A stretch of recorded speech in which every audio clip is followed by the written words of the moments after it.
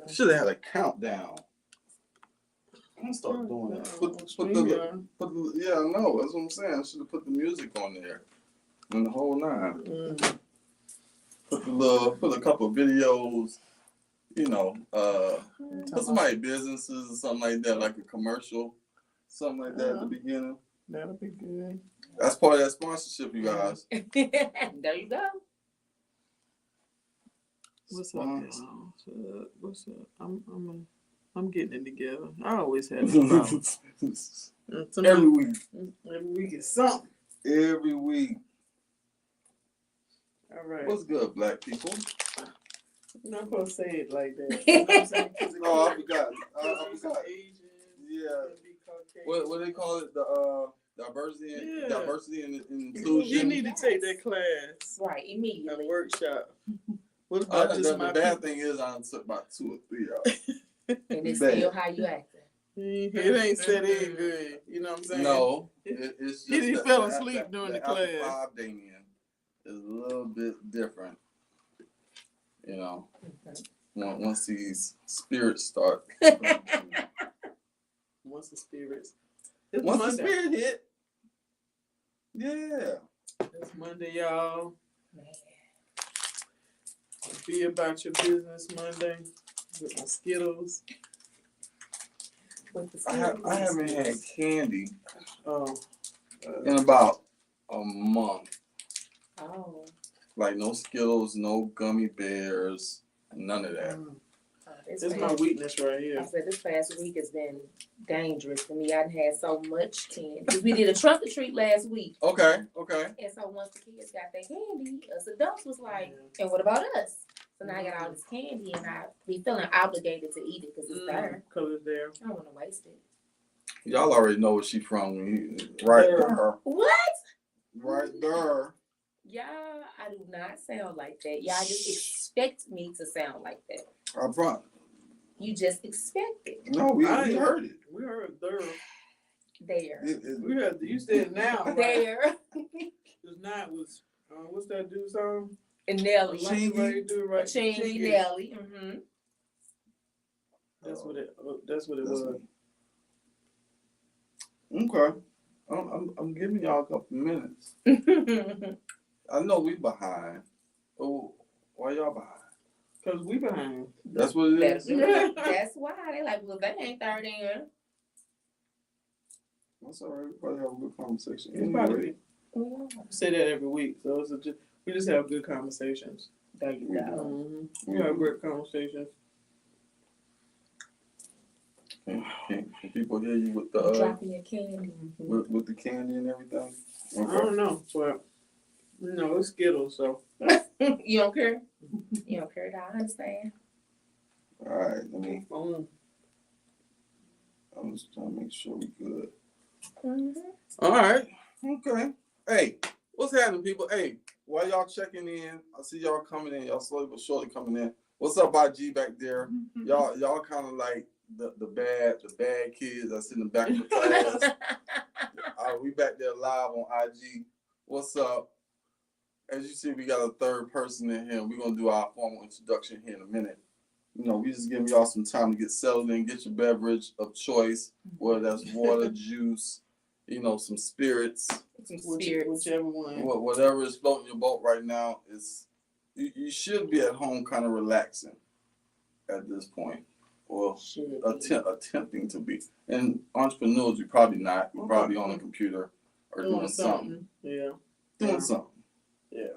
You know how that go. Well, especially if you have a regular job or 9 to 5 still, and you're coming in and you got to do something.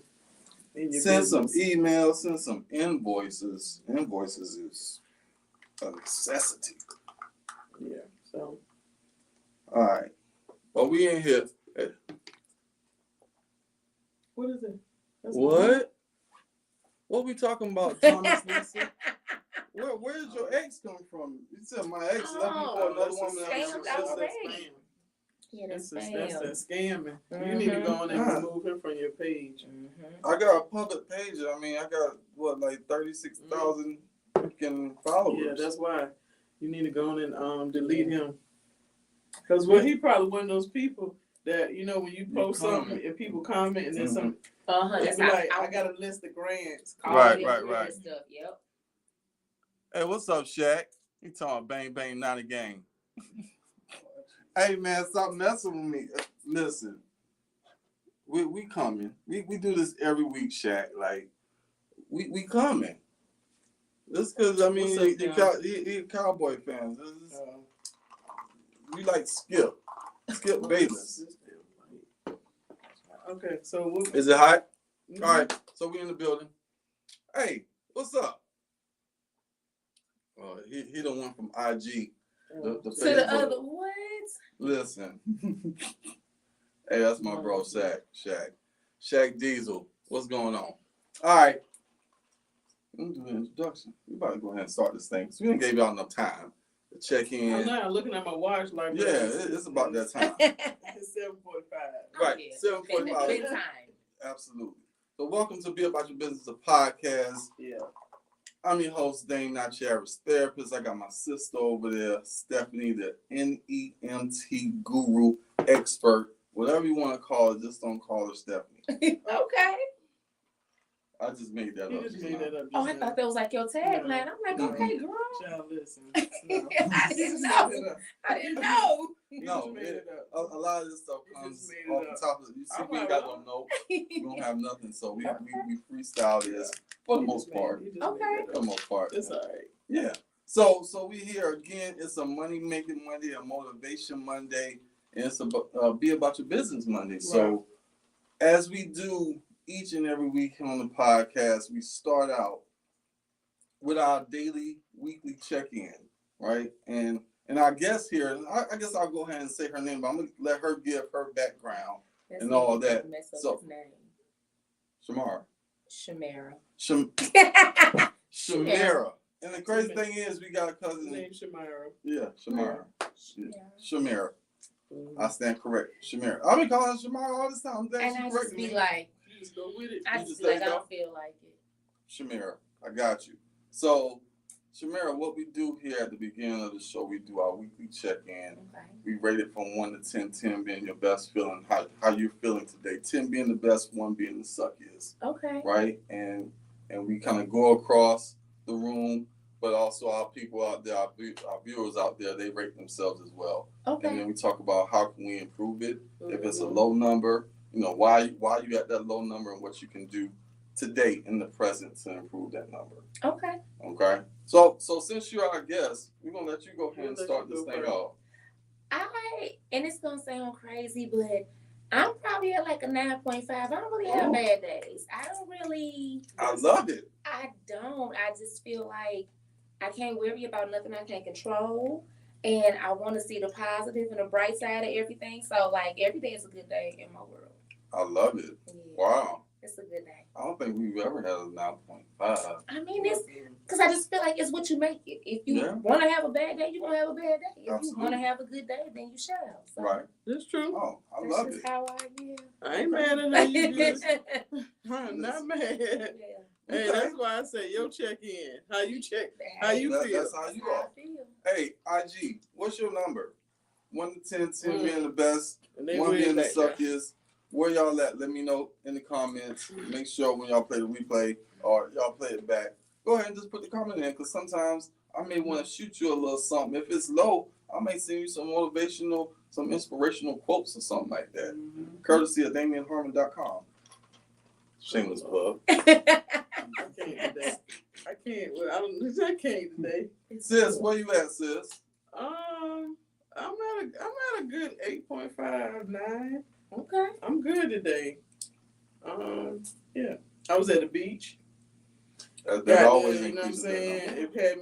It took me, you know, to like that reset, replug, just doing nothing. I was able to walk on the beach, you know, at night, kind of get a little grounded. So it was good, and I'm still, you know, stuff happens, but it's still not an 8.5, 9. Okay. I think it's kind of like a continuum. She started at 9.5. You had an 8, 8.5. I'm probably about a 7.5, 8.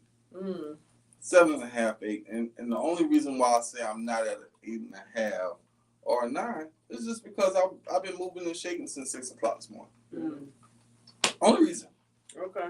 Well, we'll take that. But like Shamara said, like I can't really necessarily control it. Well, I could have, but that ultimately affects that bottom line.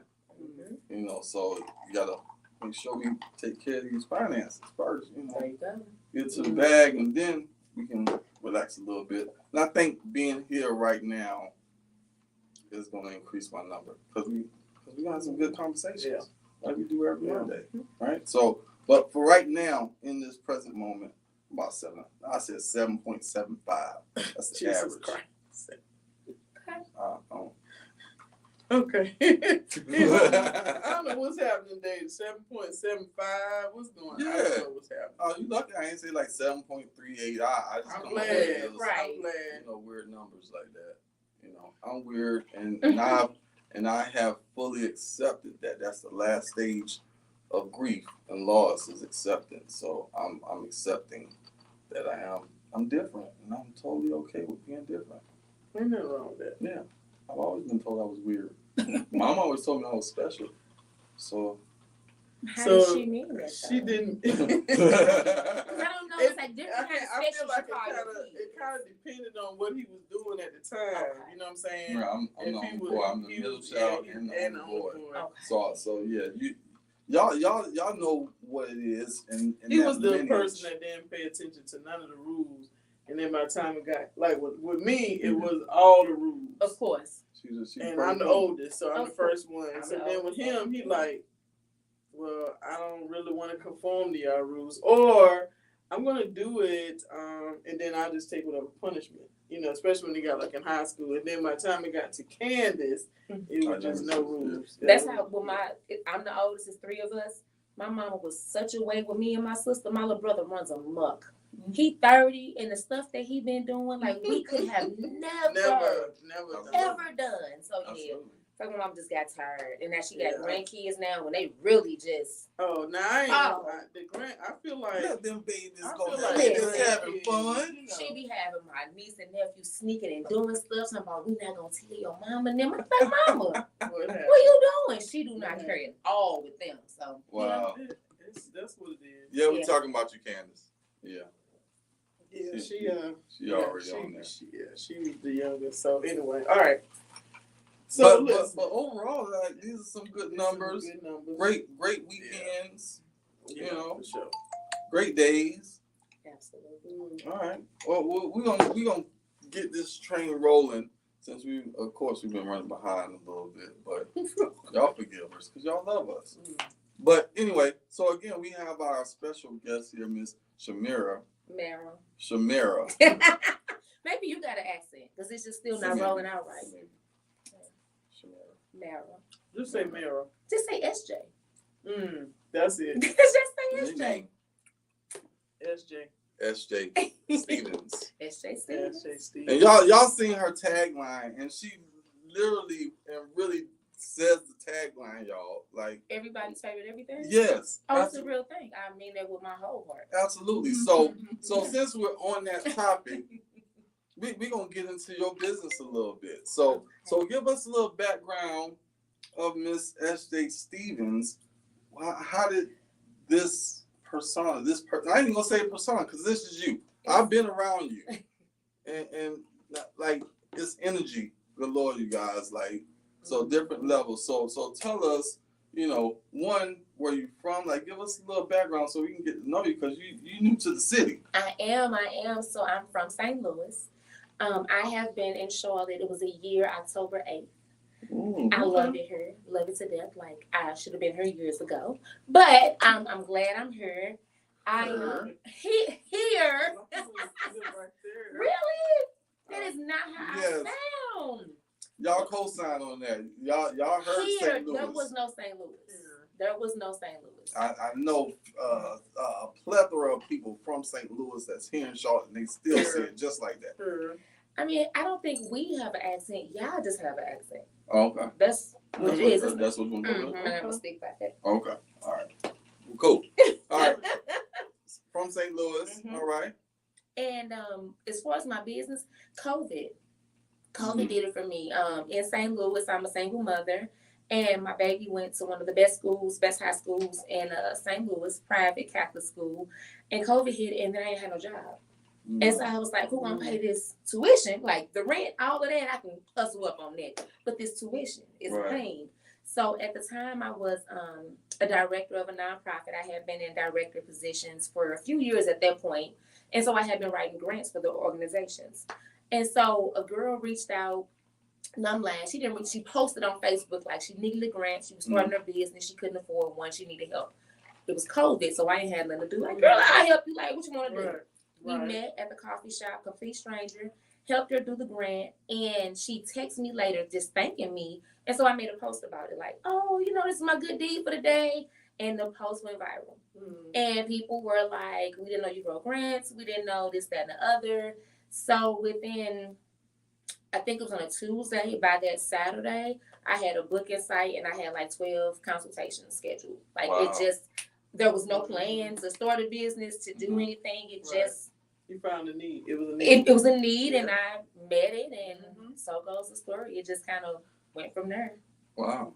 Yeah. I think people, everybody, if you're in business, people are searching for those legit people because there's a bunch of scammers out here. But the legit people that can really help you find the grant and help you or write it for you, but just explain to you, like, it's no guarantee that you're gonna get this grant, but I'm gonna do my best. Right. And one of the first things I came out with was a grant readiness checklist, because what I found was people, I got an LLC or I got a 501c3, so now I want a grant. You ain't got no registrations, no licenses, no EINs, no doom. Like, you just got a business on paper. No nothing. Right. And so I created a grant readiness checklist. Literally, I am such a spur of the moment person. I was sitting in my bed one night and was like, let's write a checklist. So I finished it at 11:59. So that's how much I charged for it. I sold like 100 in like 20, 30 minutes. I was like, wait a minute now. Digital products. I was like, hold on now, God, what we doing here? That's what we're doing. So it literally, it just blossomed from there. Like, one of my things to do before 40 was to write a book. Again, I just woke up one day and was like, I'm gonna go and write a book of affirmations. And I just wrote it in like 24 hours. I just sat down and wrote it. And I published that November 2020. I got invited to do a collaborative piece, Grant Writers Across the Blacks and Nonprofits. So that was in December. So from the beginning of the year, I went from $40,000 a year to director at a nonprofit to a business owner and a 2-time author. In like an 8 months time span, I tripled my income in those months. I was like, sign me up. And it was just and it was nothing that I had to try to do. It was just stuff that I was already doing. Right. I just didn't know that people would pay me to do it. Wow. And so it just kind of went from there. The shirts, the bags, the everything. It's like supply and demand. You ask me, can I do it? And if I can do it, let me make sure I can do it good enough. And that's it. Absolutely. Yeah. I think that's what entrepreneurship is. Worst of all, is that fact that we're willing to take that risk. You know what I'm saying? Even with COVID, like, you still could have found a job. You know, we could still find a job. But taking that risk and being obedient to what you supposed to be doing, because we talk about that. But then finding that need, like you found a niche where people needed the service. And you like, well, I know how to do this, but we have that problem sometimes. We're like, well, I mean, ain't nobody gonna pay me for that until somebody pays you for that. Exactly. I mean, and then you like, just like another. So I write books. I have a book writing academy, a grant writing academy. I got all this amazing stuff. But a lady reached out to me about ghostwriting a book. I was like, I don't know how to ghostwrite. I was like, I don't know, but let me Google it, girl. Let me Google it. And so I'm Googling it and I'm looking it up and I'm talking to people and I'm like, I can do this. Like, not that I know exactly. And so I sent her an offer and she, the email back to me said rejected. And I'm like, you so rude. Like, why would you put this in capital letters in the subject? Like, sis, I'm going to block you. Right. But she rejected it because I didn't ask for enough. She was like, I would never, I like you. I have days in Miami, Florida. She was like, I like you. I trust you. Like, I follow you. Somebody referred me to you. I would never just give you this amount. And so she came back with a 5-figure amount for me. I was like, and again, these are things like it all comes from like I'm a geek. I love to read. Okay. I'm like the journal girl, the diary girl. Okay. And so it's like I tell people now, like in my mentorship and stuff, like, what are you good at? What do you just like to do? Mm-hmm. I literally did not have to learn how to be an author. I didn't have to. It was what I did. You know what I'm saying? Right. So like, people try to force certain stuff. Don't force anything. Do what you're already good with. Like me being a bookworm and me being a girl that's gonna journal every day. Then turned into a book writing academy. I got 14 authors. I got 5 books. I've curated 2 anthologies. I'm getting ready to do a book writing workshop. Because I like to read and write. So, like, when people be like, ain't no money, I'm never gonna have no money, I don't know why, because it's a whole lot of money outside. And it's a then whole lot. knowing your worth, too. That's it. That's the biggest part is knowing your worth and putting, because sometimes it's tough to put a dollar sign on what you love. And so when you come across people that are saying, like, well, damn, you know how to do that, and I'm willing to pay you, you know what I'm saying, for your service, but then recognize that you lowballing yourself. Yeah, like I said, and with that, because I never done it before. So in my mind, like, in case I mess it up, like, I don't want to have to give you a whole lot of money back. Like, let me make it manageable. But she was like, I would never, and I had to, one of my lessons in that was like, because I thought a bigger number, but I'm like, why would she pay me this bigger number? You know what I'm saying? Like, I questioned it. And she was, like I said, never saw this lady a day of my life. She was like, I would never give you that. Wow. Like, you can't. And you offended because she hit reject. I did. I almost didn't open it. I'm like, oh, she got me messed up. Like, I don't know who the. Right. Why would you? And when I opened it, like, I literally just started crying. Like, I said, I don't know this lady. She could have been like, okay, she a fool. Let me give her this a little bit and call it a day. Right. She was like, you better than that. You worth more than that. You can't recommend it. Like, why would you even give me this number? I was like, because she already know too. Once you write it, she how much she gonna make. So for you to write it, because people like me that don't like to write, like that's a thing. Yeah. Because Kathy, when I thought about writing a book, and a chick I used to know, she came and she just interviewed. She just talked to me. She had certain questions, but she was real articulate. So what I would say in my mind, real articulate, but I might say, well, you know what? I grew up in Orangeburg, South Carolina. You know what I'm saying? I went to college here, and she would just make a whole 5 pages off my 2 little sentences. Right. And I'm like, girl, listen. How many more questions you got? Because you can write it for me. I can break you off, and we good. Nobody, you know what I'm saying? I can put it there that you. But that's the thing, because people don't like people like me don't like to write. Yeah. That's done majority of the time. Yeah. You just sit more there and often talk. than you think. Right. Yeah. So that's interesting. That's good. Yeah, it's been good. It's been good. Well, I'm thinking again. I know people. So in my world of passenger transportation, I'm always coming across people that are saying, okay, well, I'm looking for a grant to start my transportation business, or I'm looking for a grant to do X, Y, Z. And so now I can be like, okay. Send them my way. I write the grants. I teach people how to write their own grants. So it just depends. There are various different levels of how you want to do it. Like, I can do the whole thing. You just give me your money. That's the completely hands-off people. But I like to tell people, like, even though they say like it's taking money out of my pocket, not to me, I want to show you how to get your own. Because the reality, and I say this as unhumbly as possible, you cannot afford to pay me every time you want to. I think it's foolish. Like I think it's some grants that can be a little intimidating. But I still feel like the average, if it's a nonprofit, for example, you're gonna need 10 to 15 grants to get through a year. You're not guaranteed all 10 or 15 grants. So I may do 15, we may get 9, let's just say, but you pay for all 15 because you don't get your money back if I don't get it.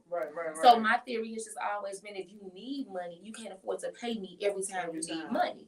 So invest in the class, let me teach you and your staff, and then y'all going about your business. Like if you need me to help you, or we set up, I said, part of my mentoring is if you do it, I'll go back, we'll review it together, edit it together, the support. But I mean, I will do them, be clear, but it just, to me, logically, it doesn't make sense. Let me show you, or if not you, somebody you trust. Right. Somebody like I've taught wives for their husbands, like Right. so it just makes more sense to me.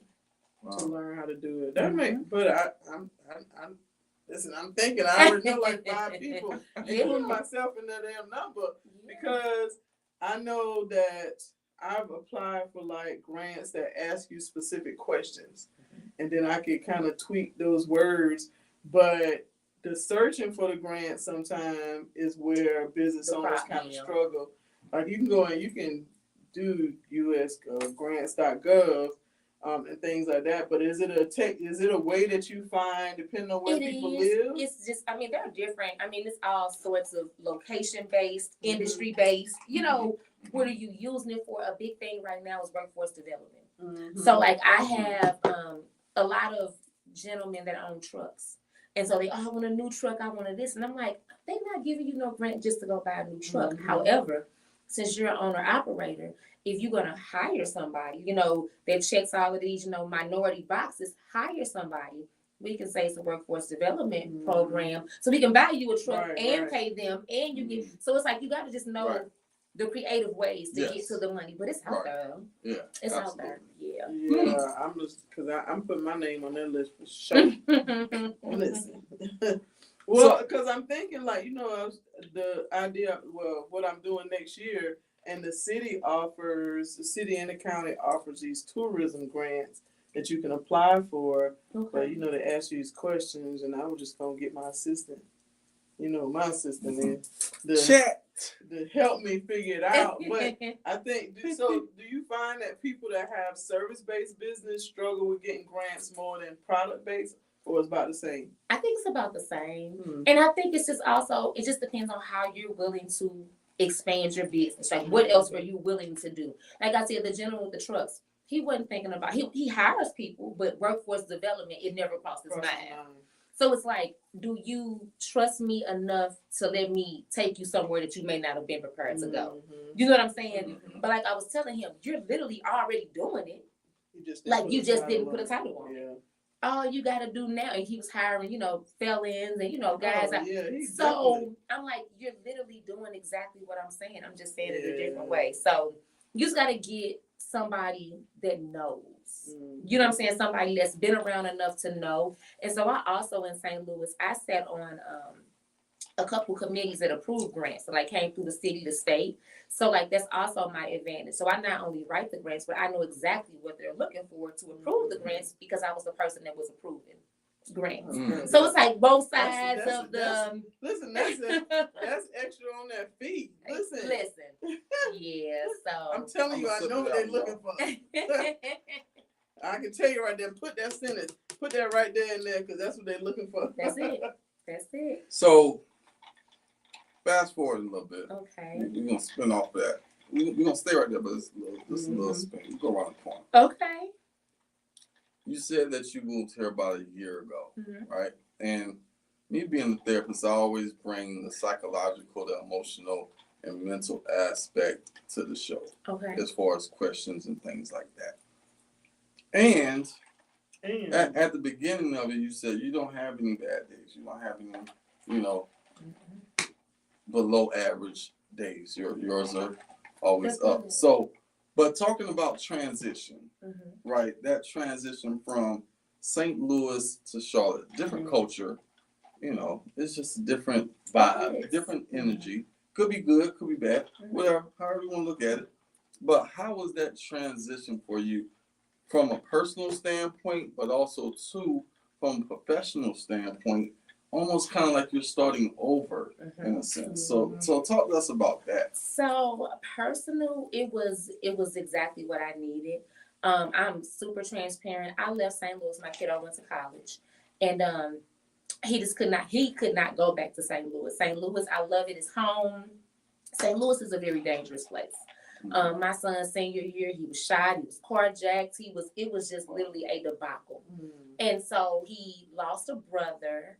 The beginning, I think his freshman year, he lost several friends, you know, all of this. And so I just knew if I didn't get my baby out of St. Louis, then, and I say, and he knows, he was either going to go to jail, I was going to be with him, because like this is a team that we got going on, or they were going to kill my baby. Like it was one or the other. Right. And so I took him to school in August, and my plan was like, give me 6 months once he gone. But he almost got carjacked in July. I sent him to Atlanta to be ready for school in August. I was here by October because Thanksgiving break. He could not have came back to St. Louis on Thanksgiving break. Right. So it was like, let me just, fast forward my process a little bit. So the getting here, it was a breath of fresh air. Like, I live in a very bougie, very much me environment. And so, like, I don't got to put the club on my car because I got a brand new kid. But the Kia boys, I ain't got to put no club on my car. I don't hear gunshots. Like, I can leave my door unlocked. Like, it is. And where I live at, again, because it's just me, I can afford it. If it was like me and my kid, I definitely probably could not. But it was like, I paid that extra just for a peace of mind. Mm-hmm. Like, I can come in my house as a single female at 3:00 in the morning, and I'm not worried about Ray up under the car, finna snatch my purse. You know what I'm saying? Right. So, personally, it was literally the best thing I needed because St. Louis gave me PTSD. Like, there was no stopping at gas stations. There was no, every time, like, even the first year of my son being gone, every time he called, I, like, panicked because when he called, he had got shot. When he called, you know what I'm saying? So it was like, I'm just expecting the worst. Right. And so now that he's where he's at and he's peaceful, when I'm here, like, he called now, and I'll be like, I ain't even answering today. Like, I'll call you tomorrow because I know he okay.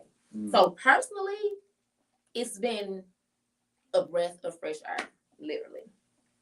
Okay. So talking about professional, because you do all these things. We talked about the books, we talked about the grants, we talked about all these different things in between. So talk about that, pretty much uprooting your business, during that time. I mean, of course, pandemic, and we're doing a whole lot of virtual things now, and it's definitely a great benefit to have Zoom, even though I hate them. I hate Zoom But meetings. it's a plus. It's a plus. We really wasn't doing that before 2019. Yeah, So Skype. Remember Skype? Oh, remember Skype? Y'all remember Skype? Yeah. So tell us how was that transition for you professionally, as far as being an entrepreneur, and talk to these other business owners and entrepreneurs that's watching the show. How do you deal with transition and adjustment, whether it's from city to city or business failing and uprooting and starting over again, because it's all the same thing. It is. So, I mean, I have a corporate career as well. And I was everybody, like, my job at St. When I say it was like just getting good, like, it was like a whole life I had never lived. And so people were saying, like, you really gonna leave all of that? Like, you just getting, to the, and again, my, my tagline, everybody's favorite everything. Like, I mean that. And I said to myself, like, because people were gigging to me, let me be clear. I was like, well, maybe I shouldn't. Maybe I can wait a little bit. Like, maybe for Thanksgiving, we can go somewhere else and he ain't got to come here. All of this mess. But then I really had to, like, stop playing with myself, stop playing in my own face. And my theory is, am I St. Louis good or am I good? And I'm good, like, in real life. Like, I'm real good. Yeah. And so my theory was, there's nothing that I did in St. Louis that I can't do in Charlotte. Just give me a minute. Right. And so the hardest part, if I'm be honest, was like finding a team. Like, you was my photographer. So I posted a reel today, and it was your pictures and her pictures. So I've had one photographer this whole time since 2020. Brandy Chambers. My girl, my dog, every professional picture of me was by her. Wow. And so it was stuff like, I know I need new pictures. Like, these are old now. I was literally going to go back to St. Louis to let her take my pictures. Wow. Because I was like, that was the hardest part for me, was like a team. Like, I got to find somebody new to touch my hair. Like, I don't put people on my hair. Like, makeup. Like, so that was harder than, like, the transition itself was like reaching out and like meeting new people and trusting them. So, like, that was the hardest part. But the business itself, like, again, it was either you finna show up or you just really not who you say you are. Like, I have a t-shirt or a shirt brand as well, and it's Humbly Cocky. Can I cuss something? Yeah. Oh, okay. And it's Humbly Cocky. I didn't know. I didn't know what was happening. But the shirt says Humbly Cocky as fuck. And that's really, like, me in real life. Like, I'm not arrogant, but, like, I know what the hell I know. Like, I'm good at what I'm good at. Right. And so I just feel like if you have confidence in yourself and, like, you know what you know, then why couldn't I do that down? Ain't Yeah, nobody, like ain't nobody got time for showering down. yeah, I'm like not this dimming is my, like they say, for I'm not dimming nobody. my light. Yeah. So it was like, give me a minute. Like it's gonna take me time to do the stuff that I was doing in St. Because it did come easy because I knew everybody. Like I'm from there. Right. But it was like, again, if you good, you good. It don't matter if it's Charlotte, Detroit, like it don't matter where you at. So it wasn't as bad as people scared me to think it was gonna be. I'll say that. It's been good. It's been good. I know. Well, because I only been in Charlotte like 3 years. I don't think it's been quite maybe 3 years. And I've had the same thinking, like, at first you're kind of scary because, of course, it's a new environment. Yeah. Mm-hmm. But once you get your feet planted and you just kind of figure out your way around, whether it's going to networking events, like pulling it. Once you kind of get your feet wet, like, that's it. You know who's who. And then you realize it ain't all that. It ain't all that. At all. It's clustered. At all. It's definitely clustered. Yeah. Yeah. So most people that you're gonna be introduced to and be around, they run in like similar circles. Mm-hmm. You know what I'm saying? So, so that's what Charlotte is. We're a little big city. Yeah. Big little city. Big little city. Yeah. Because now I'm like, when I first got here, I was kind of intimidated. Like, everything take 30 minutes. Like, it's stuff on this side. I still don't know the damn sides. Like north, south. I don't. But I really have learned, like, it's not what everybody is got it hyped up about. It's not that serious. But it's chill. It's chill. It's certain sides. You got a nice nightlife. You know what I'm saying? You definitely business can thrive here. Yeah. So when people say they're not making money, it's probably because you're not. It's you. And I say that it's you because there's money to be made. Like, it don't matter. And I got hate, so I also do mortgages. I'm a community mortgage loan officer.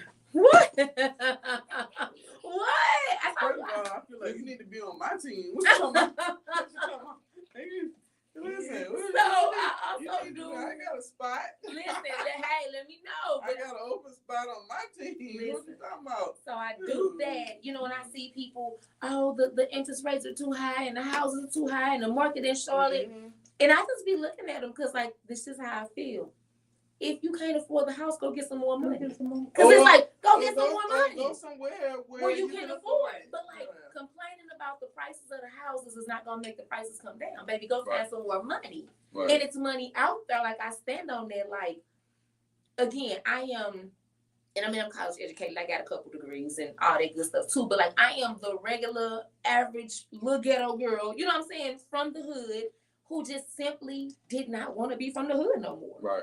There's nothing, I am who I am, but it's not no special, like, skill set or magical power. I just don't want to be broke no more shit. But that's the thing. So I think even when you transition from the 9 to 5 and you understand the rat race of the 9 to 5, that they holding this retirement and this weekly, monthly check, whatever over your head. Right. But once you push through that door and you realize, like, I got all these skills, and now you doing your research and realizing that people pay for this thing, and so even like all of us had 9 to 5s. I have 9 to 5, but some of the stuff that you did in your previous job has helped you. Even like me, police officer, some of the stuff that I did as a police officer. God damn it, this goddamn. My degrees are in criminal justice. Yeah, I was a police officer for like 15 years, but like some of that stuff that I learned, like the community piece of it, even the patience, like being able to research and learn things, it transitioned over to when I became an entrepreneur. It's so funny that you say that. So like, I was a police officer, but when I went to I was like, I'm just not helping enough. Like, I'm locking you up, but then what? I was a CEO before that. Like, same thing. I'm watching you while you're in jail, but then what? But so when I went to apply for my first nonprofit position as a director, it was those skills. Like, I can deal with these ladies in this transitional house. I was a whole police officer. Like, I had no nonprofit experience. No, I had never been a manager, let alone a director. Right. But those skills took me there. When I got into the mortgage industry, they gave me the position. I had never done mortgage. My degrees are in criminal justice and a police academy. But they needed somebody that can, like, a community lender is somebody that goes into our urban areas, low to moderate income. Right. My boss, who I love to death at the time, older white man, he said, the bank is comprised of old white men. That's just who works there. Right. We cannot send them to the Urban League. We can't send them to Families Forward. We can't send them in the hood to the hood. If we just don't know what to do with them. Right. I can teach you how to be a mortgage loan officer. I cannot teach them how to go into urban areas that they're not comfortable with. So again, I had no mortgage experience, but me being in those nonprofit spaces and me being a police officer made them trust me enough to say, if you could do those things with those skills, this is. And so that exactly what everything just built off of the next thing. So sometimes we think as entrepreneurs, you know what I'm saying, you have these jobs, and when you start your business or the entrepreneurship journey, you really are not thinking about those jobs you had. And so I think it's all in that timing. Yeah. And so even though I look back and I was like, okay, well, I'm glad I'm not a police officer anymore. But the community, or even some of the relationships that I built while I was there, I still know those people, and they're doing different things where I can call and be like, I need this. And so it's a great balance. So you take those skills and transition them over. Yeah, when I became a loan officer, my first closing was a lady I was a police officer with. She had retired from the police department, and she was a real estate agent now. And so, like, the first few deals I did were with people that I was police officers you already knew. Wow. And so, like I said, everything is all about relationship building, because I hadn't seen them. I left St. Louis City Police in 2012, 13 or something like that. And so I didn't start at the bank until 2020. So I hadn't seen these people. I hadn't talked to them. I had nothing. I think I posted on Facebook. Somebody saw and was like, oh, that's her. And that was just, you know what I'm saying? So... Relationship building. That's all entrepreneurship is about. Like, I've just learned that over the years. It's really about those, like, relationship building, and you want people to be able to mention your business, your name when you're not around. So that's like the utmost respect when somebody can say, well, you know what, I attended one of Stephanie's classes or one of her workshops with Damion. He did my headshots, or he did, and so I definitely refer him. And so when people come to me, or just like people come to you and say, well, such and such, or I saw you on YouTube, or such and such referred me, that to me speaks volumes, because I would have never met you if I would have never built certain relationships with people. It happens all the time. All the time. It happened this week, last week, a couple times. Like, I get an email or a phone call, and it's off of the strength of because I'll be like, yo, somebody say they need pictures. And I was telling them, I just happened to text a lady I know that works with Central Piedmont, and I did an event. I did a speaking engagement there, but she was like, oh, I was reaching out her to link up about something else. And she was like, well, you think your brother can do, we have this graduation, we need a photographer. And I said, well, yeah. I said, I'll ask him. I was like, I ain't his personal, I ain't his agent or nothing, but I'm like, you know what I'm saying? But I hit him. And so if I wouldn't have built the relationship with people, they wouldn't trust me to say, well, I know Stephanie's brother. Stephanie said her brother is a photographer. Let's see if he can do it. And that's like, listen, they ain't asking for no resume. They're like, listen, he can do it. I said, I did a virtual introduction by email. Here go Damion, here go her, and drop the check. That's how a lot, like, this year, because again, I was focused on, getting my son squared away. Our first year was rough, because like I said, his senior year was so bad. So his freshman year of college was shaky for us both. And so it was like, between me getting him together, me being okay, I never posted about business. I never, I just didn't talk about it because I wasn't doing it. You know what I'm saying? If I had a client, but nobody knew. Right. I don't think I've gone a month here without new clients, just from word of mouth. My website is under construction. Because I ain't have pictures. So my website was under construction. I hadn't sent out no newsletter. I hadn't done anything. And I still, somebody, whether it's on Facebook, you need a grant writer. I got 1 million tags. You need a book writer, so word of mouth. And I tell people all the time, I am as transparent as I am with so much, because people literally just trust me. Like they like me and they trust me. Right. And so you don't have, I have people all the time like, I've never met you. I saw you on Facebook, but like you told this one story. Can you help me with this? Like you don't even know me. But it's like you know enough people. You know what I'm saying? They trust you. Like I've been following you. Like there's no way that all of these people are recommending you and mentioning your name if you're not. You know. You don't know. Yeah. So that word of mouth. Character is a shadow. It's just gonna be there. So when you meet someone, you engage with someone, whether it's business or personal, you just never know what that relationship is going to evolve to. So, you know. Hi, Ashley. Yeah, I was about to say that. Yeah, I think that's a complete fact. Like, I've just learned, like, your network is your network. Literally. Right. Like, literally.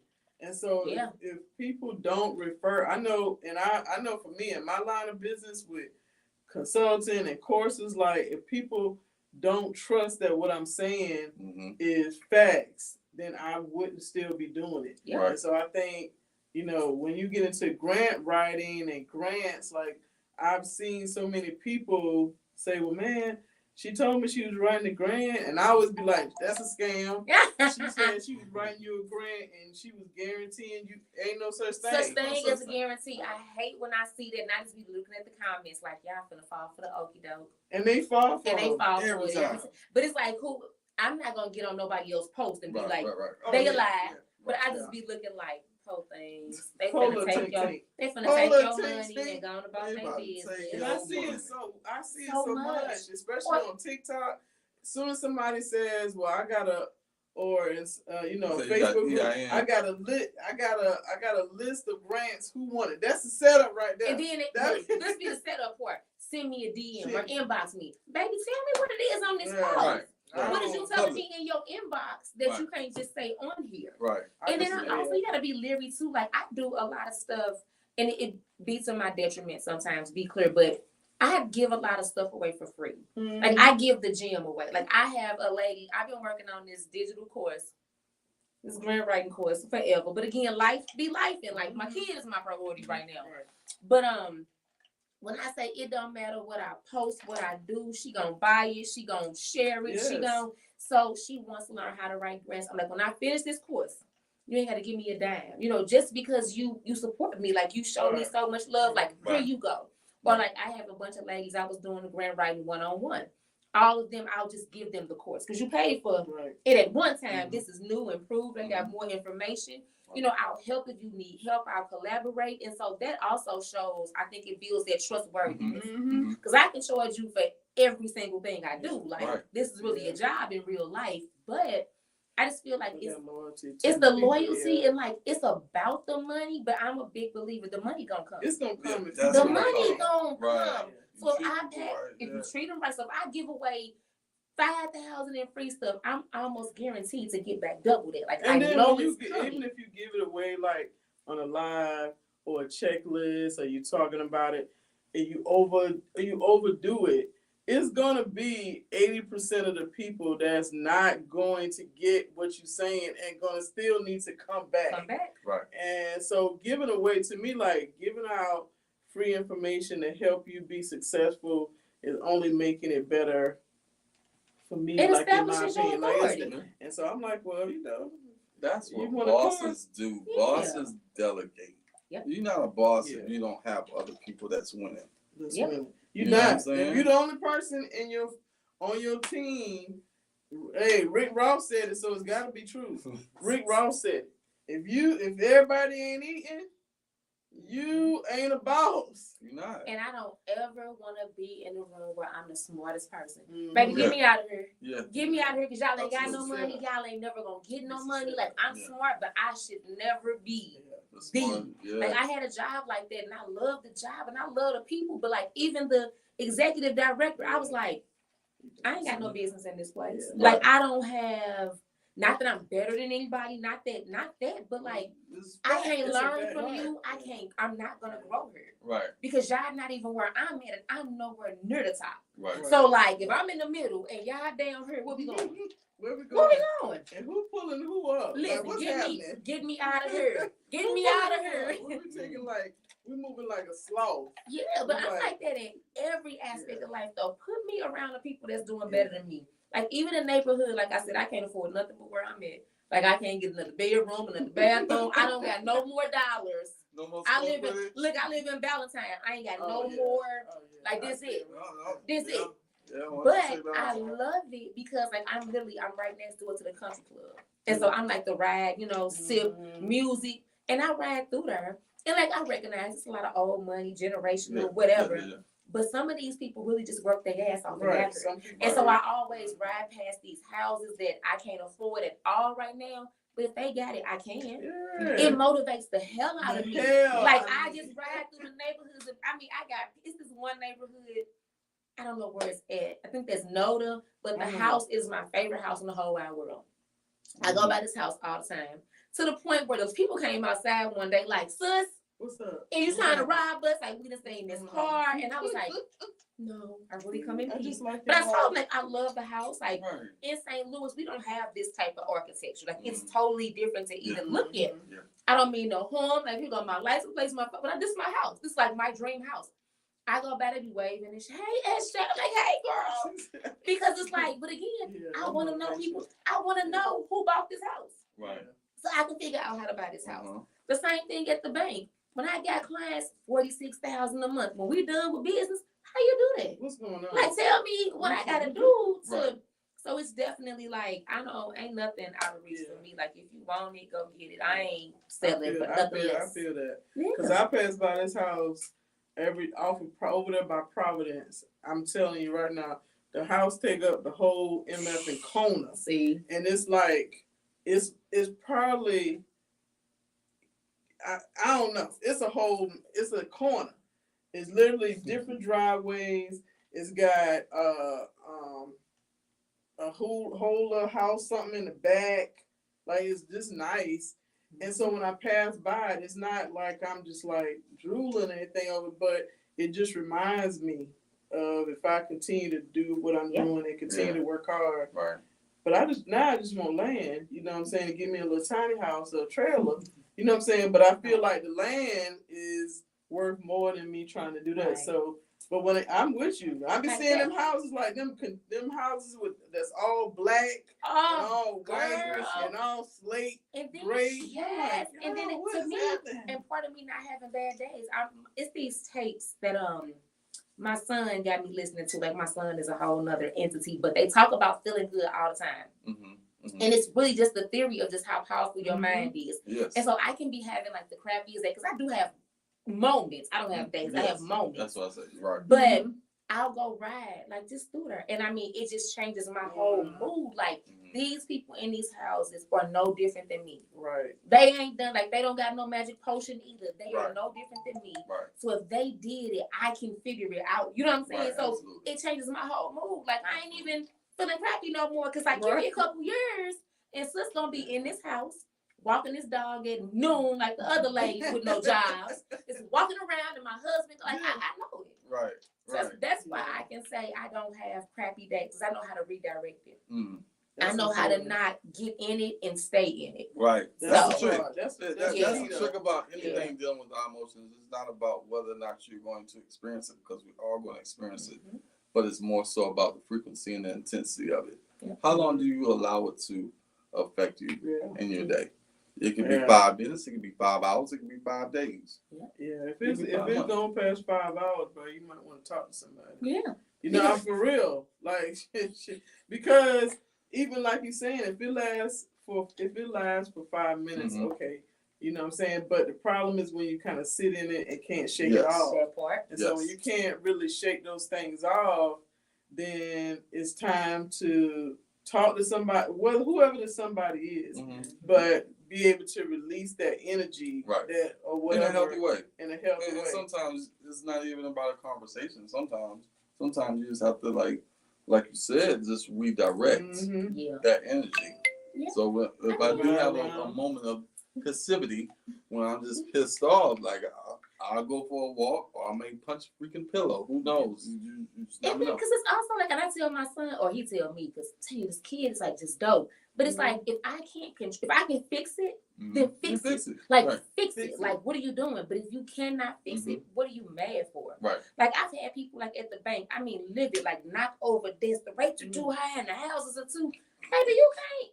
What you want me to do? What you want to do about that? Like, them people, you can go turn flips on their front yard and that house is still $500,000. Like, you mad for what? What are you, like, why do you feel any kind of way? You cannot control this. Yeah. So I just do not let things, if I can control it, then I'm going to control it. Right. But if I can't, then, brother, it's bad or good. It's just what it is. It's outside your control. Yes, I I'm know not some control. people that's like that. Like, it's, you know. Because what you going to do? Yeah. Like, what you mad for? It's no what you gonna do? What you gonna do?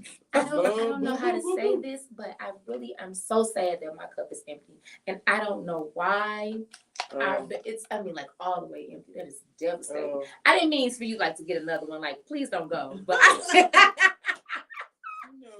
just wanted to say, when your cup get empty, the bartender like, well, let me fix that. Your cup runs over. Let me fix that. I'm just saying. I'm not giving none of these brands any shine because they ain't paying us. I know that's right. Thank you so much, dog. Behind the scenes, y'all hear the pouring though. Y'all definitely hear the pouring happening.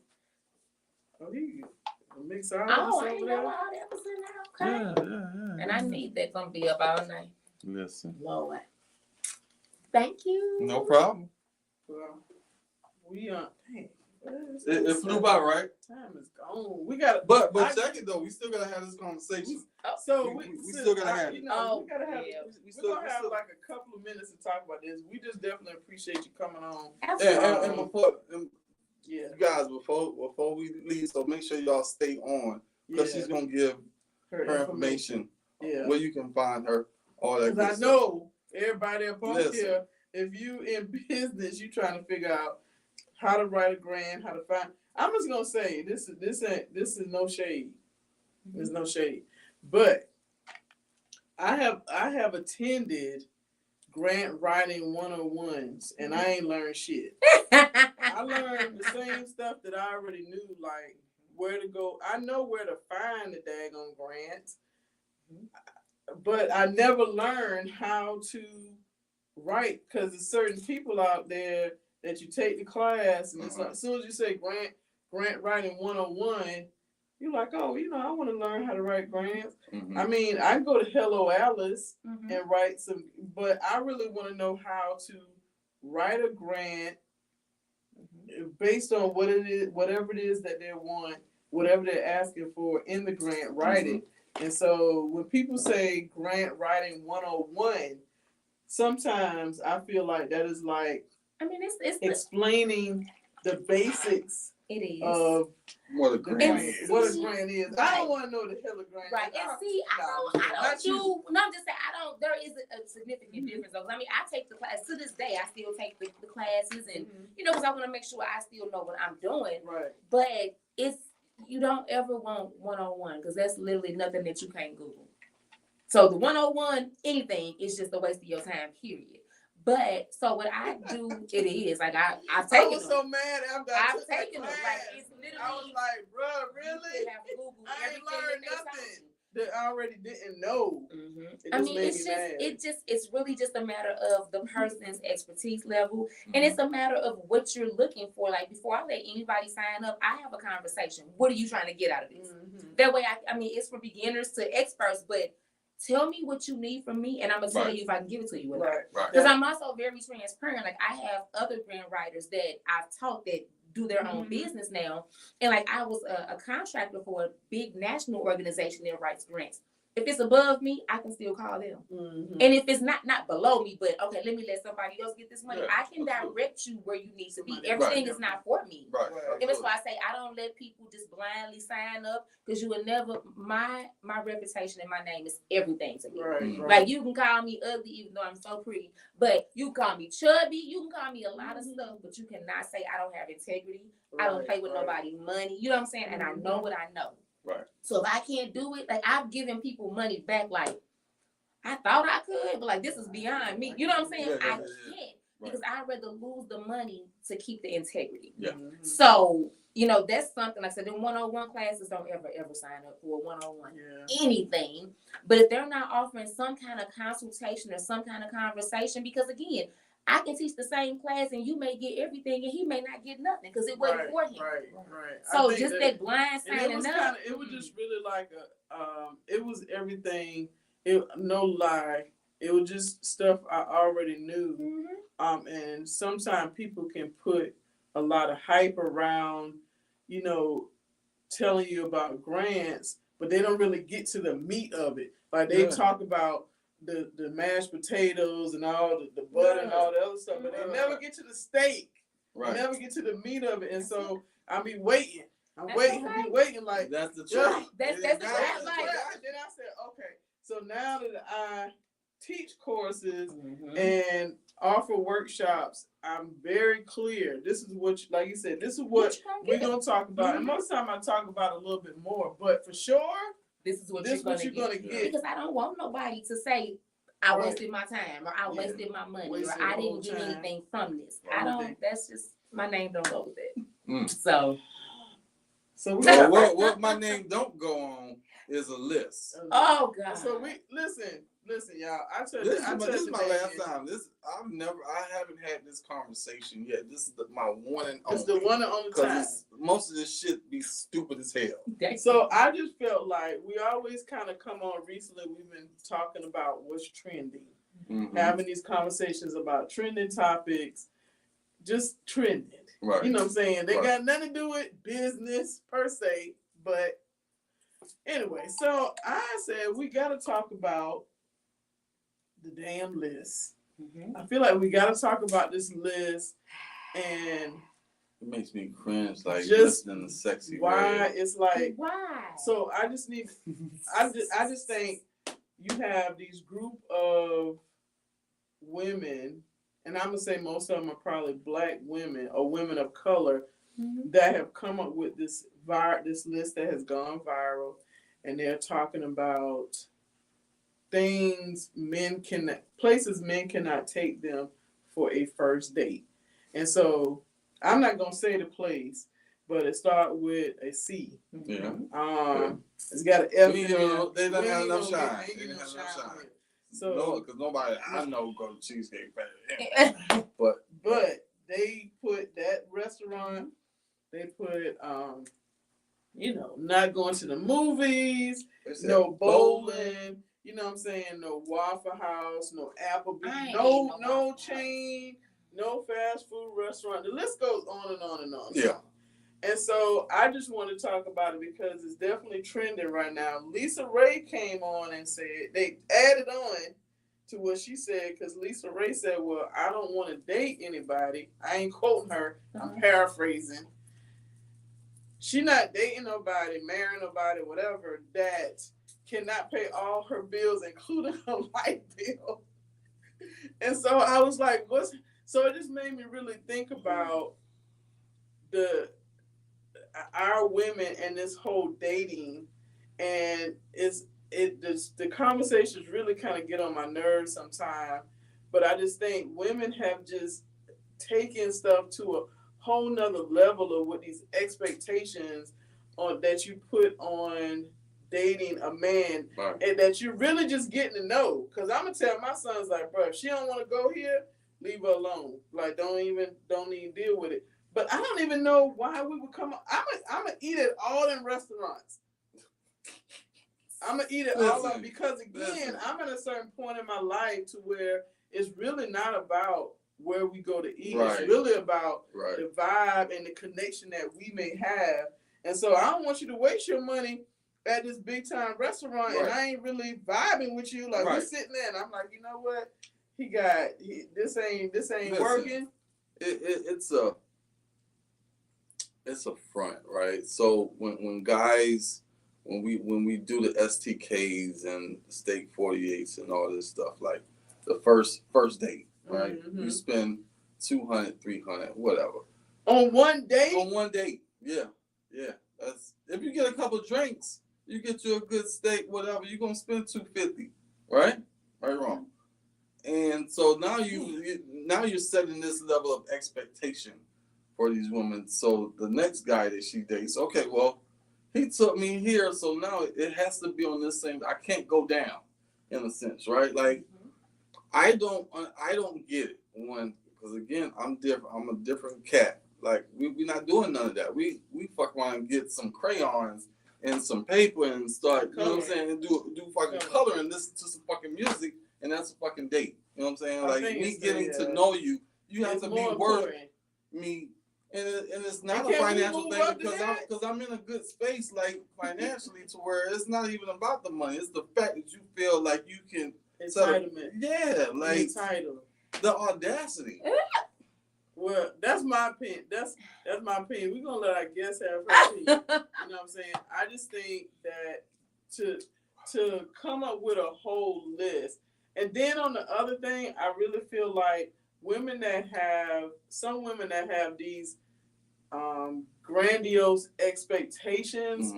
To me, the more grandiose your expectation, the more you got some shit with you. Like, I feel like that's what you bring into the table, the more you want. Yeah, you want, because if you're talking about, you don't we really talking about a restaurant. Like, you ain't on my level if we sitting there talking about a restaurant. Yeah, like, for real. Yeah, or you know what I'm saying. Now, if we talking about some stocks, some investments. You know what I'm saying? Something that's going to make my money multiply. That right there, that's disposable income. We really having a conversation about where we going to eat at. Like, for real. No, you cut off. Like, I'm not calling you back. And I'm going to let you know I'm not calling you. We're not going to talk. It's a wrap. We say this, like, almost every week. Like, our cutoff game is so strong. It's so bad. It's scary sometimes. So, but go ahead. I'm not sipping on my drink. Like you got a lot to say over here. She was like, well, no. So, I mean, first dates, that's different. I don't expect, hundreds of dollars because I might not like you either. Right. So let's be like, the first date does not really matter. But what I do feel like is that women, we gotta set some type of standards. Like, I have met plenty of men here in Charlotte that be like, let's hang out. Hang out where? Like, I'm 42. Where you want to hang out at? Right. You come to my house, and I'm not coming to your house because I like mine's better probably anyway. Right. So, or let's go. Like, I have found men that will try so hard to lowball you and, like, you know what I'm saying? I don't want to watch a movie unless we at a movie theater. Right. Like, I got my own TV, my own Netflix and Hulu, and I got Amazon. I don't know you first day. Like, but that's how they come. So, like, I definitely feel like. And I'm not eating Waffle House on no day. I don't give a damn how much I like it. But that's a preference, right? Let's be clear. I go to Applebee's, but I ain't going to Waffle House. But I just feel like the lists are getting ridiculous to me too. Like, I feel like some of it is not even realistic. Like, some of y'all can't even afford some of these places y'all want these men to take y'all. Like, you gotta settle down, sis. Thank you. So I think when it's that, but I also firmly believe, like, if you live a certain lifestyle, this is where I am at 42. Mm-hmm. I don't give a damn how much I like you. At 42, if you're not at my level, or like you on your way there, I'm not dating down. Yeah. I don't even think it's date. I don't want to date nobody based on their potential. And I'm almost 52. I'm not. I need you to be there. I'm dating where you are currently. Yeah, not where you could where I see you or what you telling me. I don't want to date potential, and so sometimes I think, and I ain't really dating like that because I'm just like. I don't like people. What's happening? Me too, but I feel like you just gotta, like, with me, like, but again, I also do really nice, things for people. Like, I don't want you to do anything for me I cannot do for myself. Right. But if with some of these men now, if you go for the bare minimum, like, you stuck with the bare minimum. Like, I had a guy, and I like Applebee's. Like, Applebee's make me happy. Like, it's my thing. Oh, yeah. My son won't even eat that. He'd be like, girl, I'm not going to no Applebee's with you, but I like it. Yeah. So I let a guy who went to Applebee's. Okay, cool. Then he wants to go, like, to Chili's. Okay, cool. But, like, we ain't going. All right, now you're going to go to Fridays. All right, bro, like, time out. But in his mind, and he said it, because I stopped talking to him, but he said, well, you did it the first time. So like you did you accepted this. Yeah. So why would I ever offer you anything more? You took this, so why would I offer you that? So see, I'm not even where my disappointment or my issue comes in with that is it wasn't a conversation. You know what I'm saying? From him. So he's like, listen, boo, you know what I'm saying? I was thinking about taking you here, but then you would have said, listen, like not 3-4 times in a row. Like you got to spend more than $100, bro. Like now, but that's I not like I like XYZ or I expect such and such. But this is say, okay, well, we just gonna hit them all up. We gonna hit Applebee's, TGI, and he was so like, and I mean, bless his heart, because I don't think he meant no harm, but he literally was like, well, you didn't say nothing. And I'm like, I didn't, because I can be a asshole. Like, I recognize this about me. So I didn't want to, like, belittle him or make him feel, no kind of way. Right. But in me doing that, worried about his feelings, when I say little girl me, that mother was like, we want to get a hot dog. Nigga, I'll knock all this shit off. And it was like nothing like outwardly about me should have made you think that was okay. But here I go because I never said anything. Right. So like I feel like some of the lists are absolutely ridiculous. Yeah. But sometimes you gotta set the stuff. Yeah. Like let me weed out those who can't. So if I say take me to Eddie V's and that's not in your price range, you might not be the guy for me because I like Eddie V's. But and this to me it's just a conversation. So you can have a list to me of expectations, or you can know in certain things. You can know, okay, if I'm dating a guy, you don't have to specifically say, I prefer you to call me over text. If you text me, okay, you text me a little, but then eventually, like day 2, I'm picking up the phone and I'm gonna say, bro, I don't do all this texting. Right, we can talk sometimes. Yeah. Now I get during the day or even in the morning you send text, but now you know. So if you don't do anything different, then that's just how you are. And I feel like we have to set the standard. Like I tell, if you follow me on Facebook, I'm looking for a husband. If it's a husband out there, hello. But I've said it for years. I want a husband that's fine, filthy, faithful, wealthy, heavy on the filthy, heavy on the wealthy. Like, and this is my truth though. Yeah. And God fearing. They be like, oh my God, you fine and wealthy. And because I mean that. Like, why do I have to imagine? I may not find a wealthy husband, but I'm gonna speak it into existence. So hopefully, but if I'm telling you I'm looking for a fine, wealthy man, why would you bring your ugly broke ass over here? Who told you to come here? Like I said what I wanted, but people and women maybe he's wealthy in spirit. No ma'am. I want wealthy in coins, dollars. Like no. But everybody's definition of wealthy. Ask me, I'll give you my definition. No ma'am, not wealthy in no spirit. Definition of wealthy? I need you to have See, why would you put me on the spot? Now run my husband off, husband. I'm sorry, but here we go. I just need you. It wasn't for you then. I just need you to really be doing well. Like, and this is one of my standards. So my baby is 20. My baby started his own business at 17. He started a second business at, I don't think he was too much, maybe he was 19, getting ready to turn 20. My baby's a kid. Like he's a little kid, right?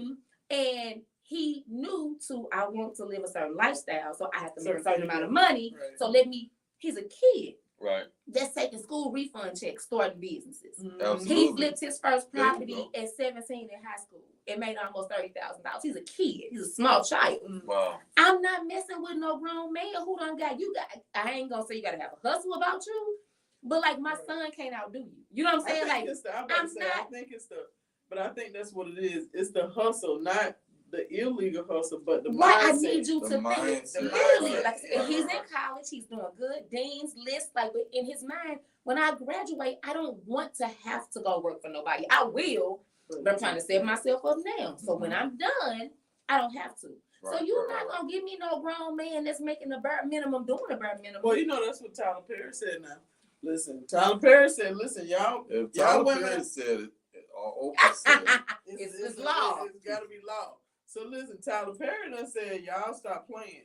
You know what I'm saying? If he could be, what he said, no, he said pay the light bill. As long as he paid the light bill. So that's what Lisa Ray said. Talking about right. Lisa Ray said, listen, you need to be able to pay the light bill and all my other stuff. But when he said that, I was like, so how do you get to say that? Right. When you're a billionaire. Well, and you dress up in women's clothes. So we not really. So I'm not really, you know what I'm saying? I'm not disregard what you're talking about, sir. And I don't think it's really your place to say. I'm really kind of what over. Should be accepted. Right. What should be accepted? That's all I'm saying. Like, I'm not saying that people shouldn't have their opinion or podcast or have conversations about relationships, because I think it's healthy to have those dialogues about what men and women are looking for, or how we perceive certain things. But for him to say, well, women, listen, y'all need to stop tripping. As long as he can pay the light bill. And like, but sadly enough, though, there are so many women that subscribe to that, though. Like, it's almost like I've been single for so long because, again, I'm not messing with no bum. Like, I've very much dealt with them. I've loved them. I've called them my own. I've paid for many meals and gas and all of this. But it's based on your experience. So and now your standards are now based on your experience. Oh, baby child, gone on. You can't afford what? And I don't have no problem saying that because, again, I know what I bring to the table. Mm-hmm. And then, like, I've told men about, like, just in general conversation, like, my son, oh, he did this. And, like, a man, I don't want to say intimidated because he's a kid, but it's a thing, like, oh, he doing too much work. Like, like, you really feel some kind of way about this kid? That means you're going to hate me. Like, you're going to hate my guts. That's the barometer right there. Right. You say that in a conversation and say, my son made $30,000. And some of these cats ain't never made $30,000 in a year. And it's sickening. Like, and again, and I'm not knocking, be who you are and be where you are. But there's somebody that's there for you. Yeah. I'm riding past $500,000 houses trying to get in one. You can't make the bare minimum because you can't pay no bill. Fuck the light bill. Yeah, you can't afford no bills in there. I just think people should be able to have whatever perception that they have about their standards based on what you don't want. Like not based on because somebody over here said do it or these people said no, based on your own experience and what you might have healed from, what you might have grown from, and you're saying, okay, this is what I will accept, this is what I will not accept. And I just say right now it's so general to where some people are like, well, you know, women, done that, and then I said, as soon as I start seeing it, I'll be like, scroll. Yeah. No. I mean, I just feel like you are entitled to want what you want. Right, you are. And it may eliminate all the men, like with me, and I may be single with this dog, and hopefully I have some grandkids one day. That may be my reality because I want what I want. Right. And like, I don't ever want to be the woman that like settles because I don't want to be alone or I'm lonely or you know what I'm saying? That's the fear right there. That's the first thing. Fear being alone. Child, please. I've been having a ball by myself. I've embraced it. Yeah. Like, to a point to where like you around me too long. I'm like, what you about to do? What you about to do? Like I said, I want I cannot wait. Like, I feel like my husband is in Charlotte because he was not in St. Louis. Like, Lord. He didn't live nowhere in the 1,000-mile radius. He did not live in St. Louis. He said, what you about to do? Because you got to get out of here. Like, I'm okay not having it, though. But I think that's where to me, that's where, that's all those factors in that list. To where people, you know, women are saying they don't like being alone. They got some other stuff with them. You seen the little dude did a commercial, I can't remember the comedian, and he was just like, oh man, picking a girl up on a date, and you know, he acting like he dropped, but they never showed her face. So he's talking. She's like, oh man, you fine as hell. And he's like, oh, thank you, you look good. And so they just having small talk. And she just like, you know, well, what you do for a living? And he's, you know, says what he does. And she just going down, like just drilling this dude. And he's like, oh, okay. So where you work at? She said, I'm between jobs right now. And that's the thing. I feel like bro, what? I feel like he said, well, she said, right now I'm living with my mama, da. He's like, oh no, let me go back. Yeah. We're gonna take you back to the house. And I think that's part of the problem though. Like women wanting things that they cannot do for themselves. You know what I'm saying? Like, I don't imagine I want a man that can do more than me. Like, I'm just being honest. Mm-hmm. But I'm not asking you for nothing that I can't do, or like something that I've never even experienced. Like, so for an example, like I met a guy and he, bless his heart, Jesus, bless that baby.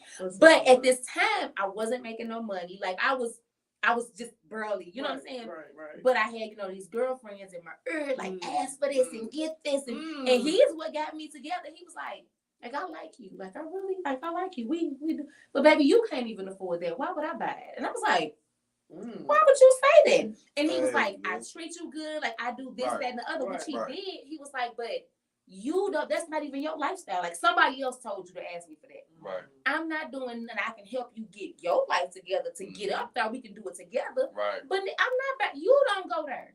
Yeah. So why would I take you there? And he was just a regular, working guy. So he was like, now if I just had money, it wouldn't matter. But like, I go to work every day just like you. So why would you put this expectation on me that you can't do? Right. And that's really what made me be like, oh. But they go back to your circle.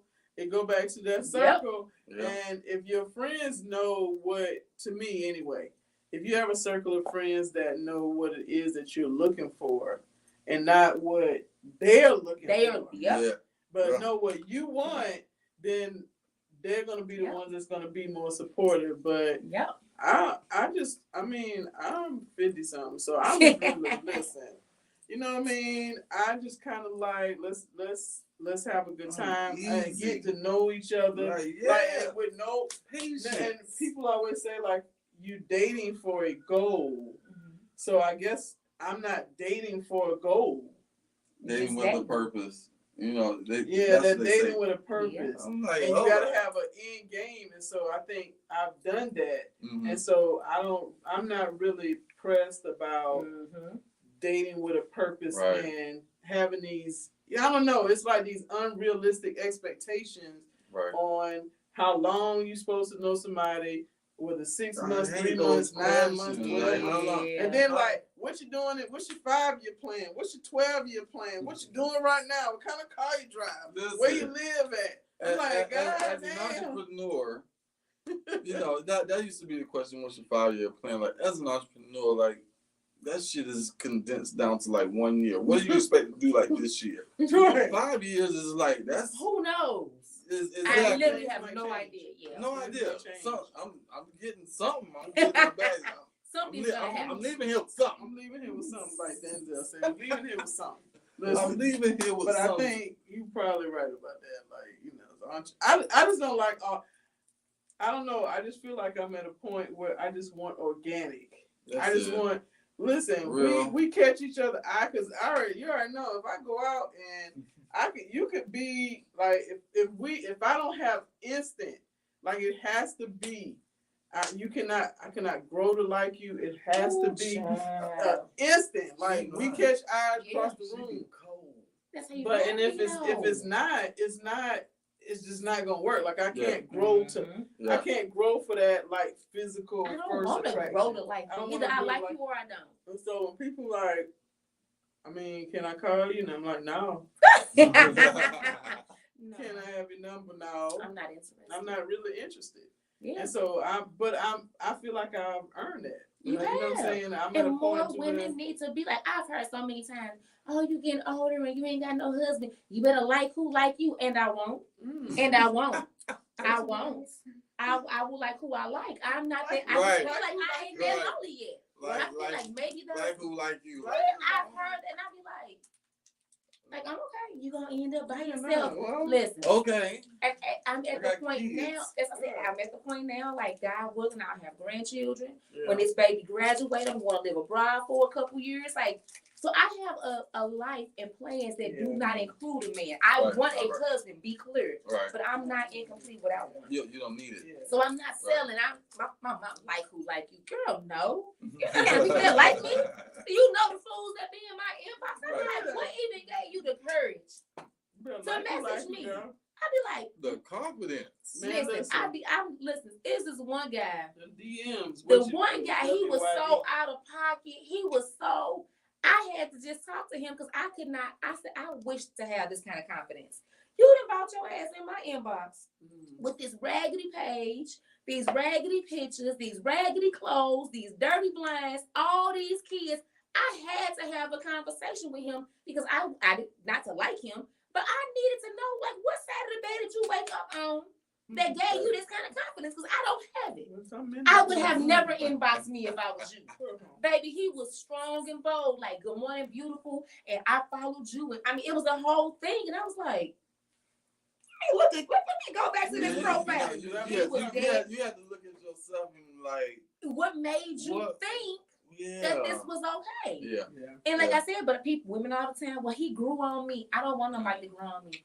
But don't grow on nobody. I don't want to grow on nobody. I think those are relationships that don't last. I definitely think at this point,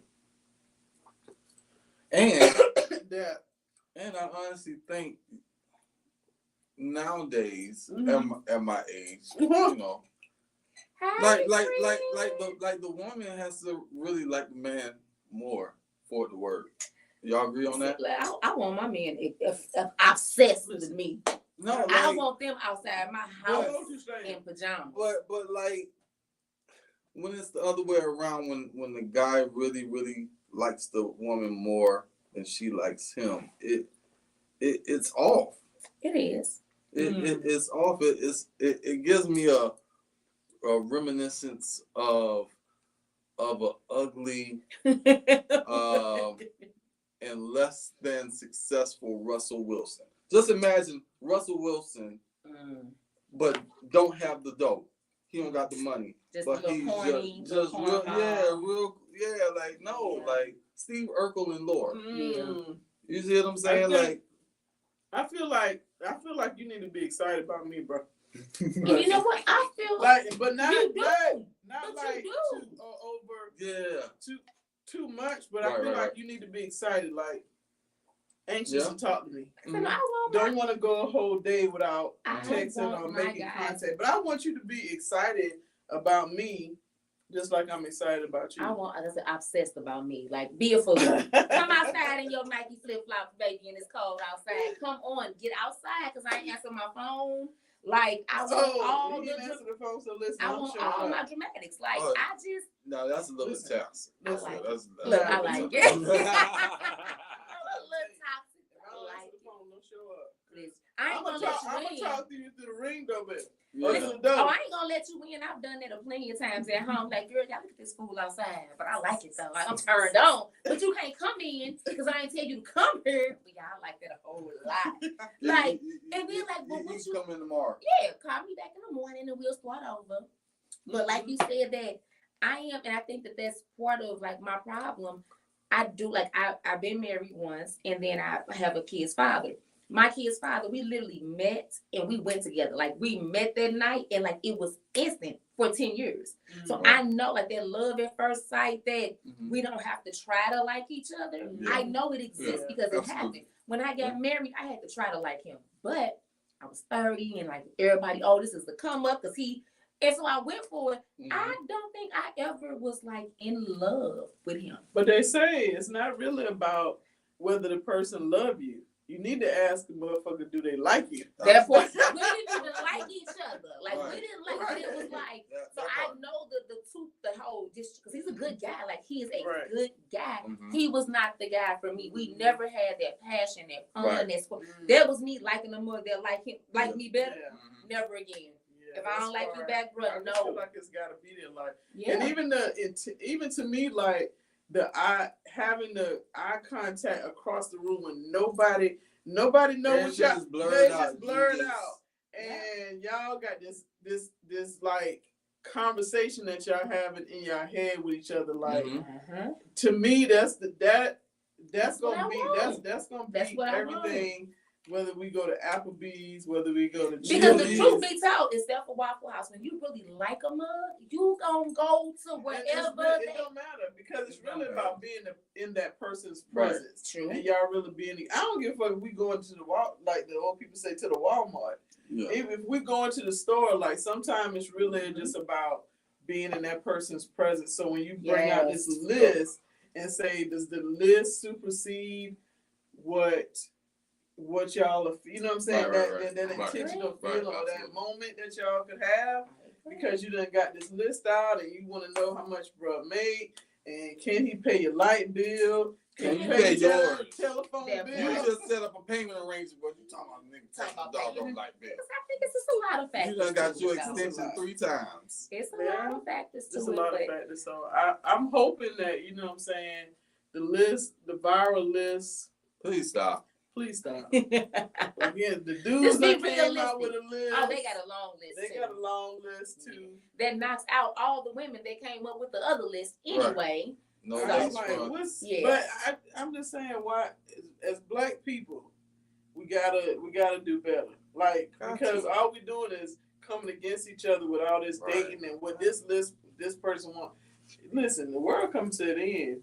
Y'all better get y'all ass together and start worrying about these daggone Let's be happy. Let's just be happy. It's very simple. We make It's a choice. Like, humans. happiness is a choice. Yes. It is. And you have to decide if this person makes you googly eyed, or this person makes you happy. You have to have. Don't confuse that, you guys, because nobody's gonna make you do that. Not make like that, but does this person that make you feeling. like? If this person, For us, you feel happy. For y'all, it's a feeling. For us, it doesn't make sense. It doesn't make sense. We always talk about that on the show. We do.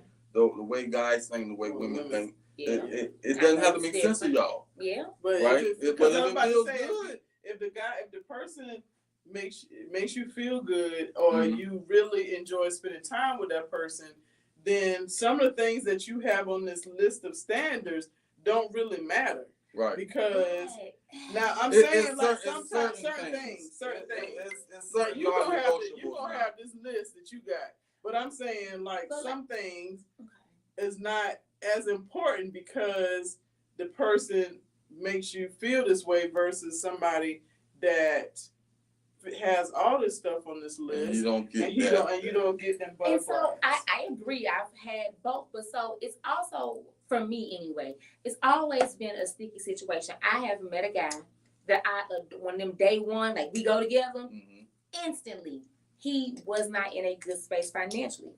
I still like them though, so I'm like, we got it. But like I'm really ambitious. You know, I work 2 jobs, even though I make what I make. Like I just like money, and like I got a kid in college, and so it started to like bother him. Like, oh, you finna release a book?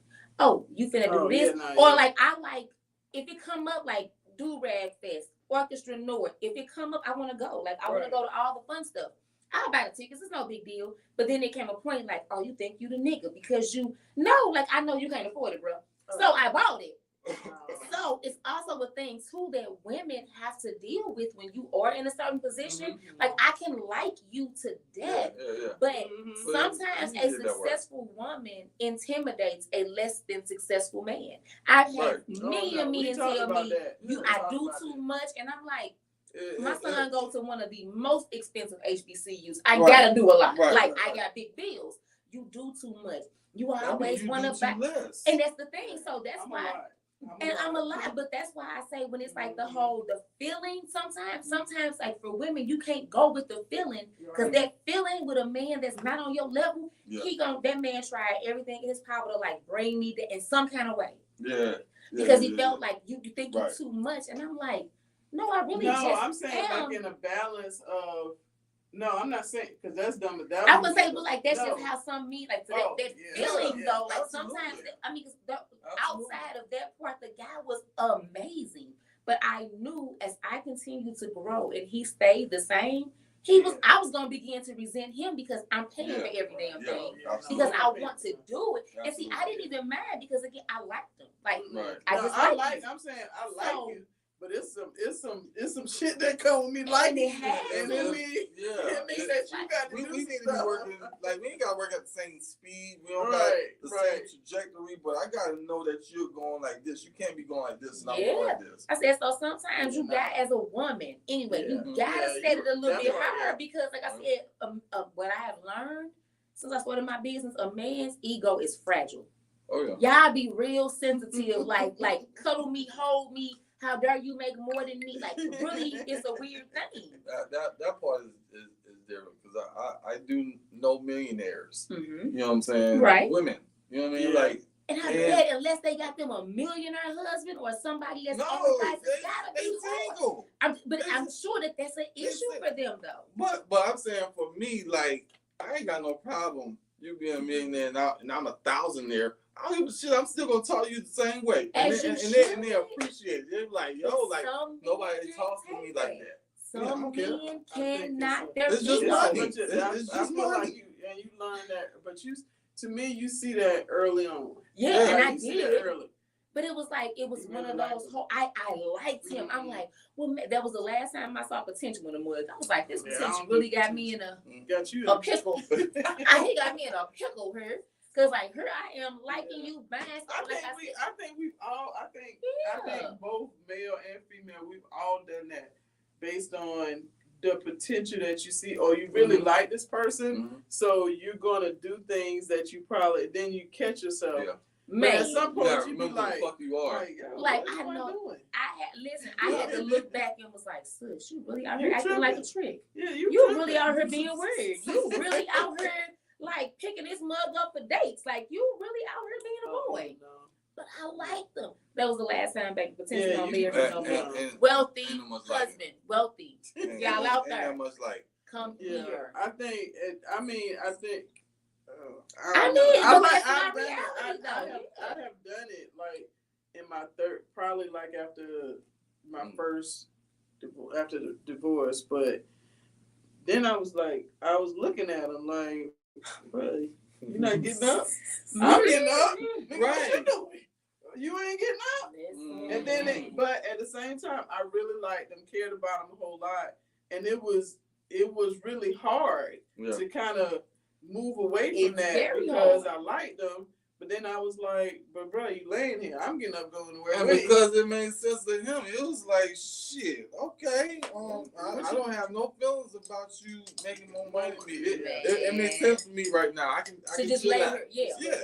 And I was like, nope. So when it settled in, and you realize, like you said, I was like, I can't even believe, like, girl, you really out here being weird, like, huh? And ever since then, like I said, every time I talk about a man, fine, filthy, wealthy, faithful, heavy on the wealthy, and healthy on the filthy. Yeah, I just don't want Is that all possible? I think it is. I feel like, whatever you desire, the Lord will give. Yeah. So, I mean, I go to church every Sunday, so I know that the God, Lord, He will provide. Filthy. Faithful. Wealthy. And God-fearing. I just feel like, listen, I think the top of the list should just be a God-fearing man. Just leave it at that. No, I ain't even gonna lie, I'm a some people got different upbringing in the church. You know what I'm saying? They can say God-fearing, and it be something some other shit. And I feel like I'm also not, even though I haven't found him, I feel like there are amazing men out here, like all the they right next to one. Like I don't believe I go to Union Church. It is so many men in my church that come in there like groups of men. Like it's the dopest thing ever. So like I know that what I want, it's out there. I just ain't found it yet. But I believe it exists. It's gonna happen. Y'all paths gonna cross. It's gonna happen. Come on, Charlotte. Or close so as we were doing this cat call, right? We just gonna expedite that right there to where they can actually get in contact with you. So where are they finding you on social media, all that stuff, your website? Go ahead and plug those things in before we get out of here, so your husband can find you. He can find you on. You can find you on IG out there, Facebook, YouTube. You just never know. So give the people what they want. Yes. So everything is my name. My Facebook is SJS Business Building and More. That is my business Facebook and Instagram. My personal pages are Shamara SJ Stephens. Same thing on Instagram. And my website is sjsbusinessbuilding.com. Fellas, y'all been writing this. Hey, it's gonna be on my feed. It's gonna be on Horizon Process feed. It's gonna be on everybody's feed. So if you missed it, let's go back and rewind it. And if you know somebody fine, filthy, wealthy, and God-fearing, send him to me. He can inbox me. Yeah. He can sign up for my email list. You know, whatever works. Tell them buy a book or something. I'm the Show black me Chuck real. Woolery over here. We about to set this thing up. We'll be the black In a Chuck year. Woolery. I'm gonna come back on her in a year. Oh, And I'm gonna have a book. She coming back on her in a year. Really? That is not. That's how it sounded. No, it did not. Back in here. Not here. The husband it'll be a person. He may not be Okay. a husband in a year, but he gonna be in the picture. All right. This time next year I'll be back. Speaking into existence. Yeah. God will make a way. Out of no way. Always. This was good conversation. This was. See? Yeah, I had to get her on here because the energy, y'all, we did the photo shoot. Energy was crazy. I was like, we got to get you on the show. I got to get you on the podcast. For sure. Absolutely. So, hey, man. I know we ran over, but who's counting? Who's counting? I know y'all probably watching Monday Night Football.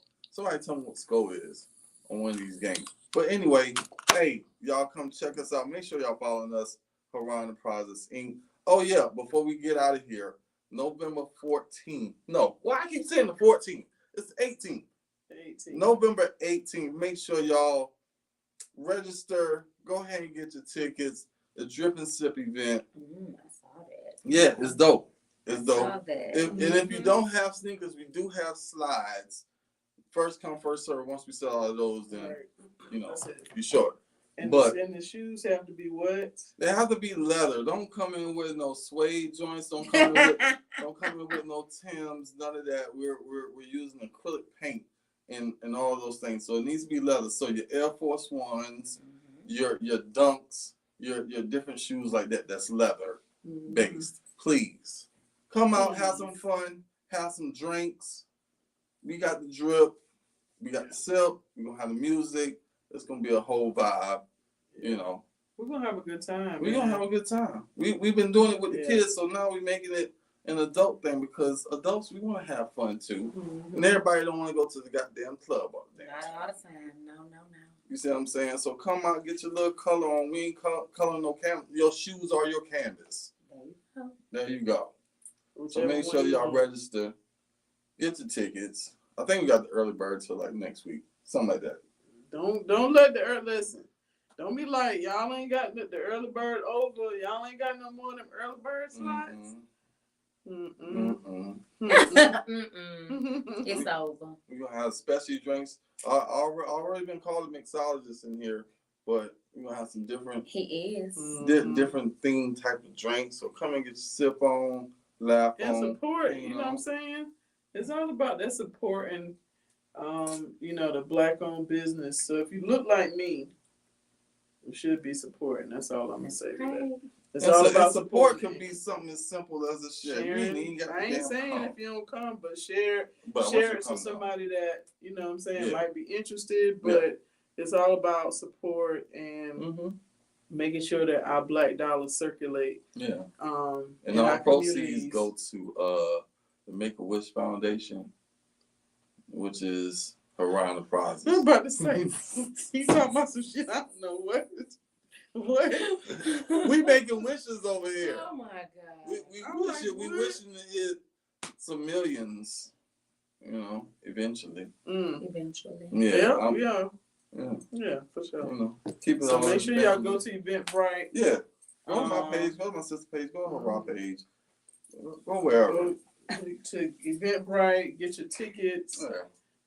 And they not, you know, a whole bunch. At me, y'all. Hey. I am not laughing at you. It's okay. It's all right. Well, thank Date you guys night, for girls' having night, me. fun night. Yeah. This is fun. Yeah, We bring you back on, and again, I'm gonna be the Black Chuck Woolery, so you're gonna go on a couple of dates, right? Yeah. And so we're gonna have like 3 guys lined up. Yes. We're As long as talk they about the at dates. least gotta be 6 feet tall. Not. Oh Lord. What? I'm 5'9". Oh. You wouldn't date a short guy that's your height. I don't really know what. Maybe my height. But short. But you can't wear heels though. I'm okay with that. Oh, okay. 5'7". No ma'am. No ma'am, Sam. Hey man, hey. Well, they say big things come in small packages. They do, but I don't know anything about that. I'm not aware. I am. I don't know. Listen. So send y'all friends. That's the Mhm. cat call again. There you go. Yes, absolutely. Bring them. Man, we're gonna have a dating show. Oh Lord! All right, y'all. Let me host that. We're gonna holler at y'all. They been coming up with a whole dating show. Right? How we get there?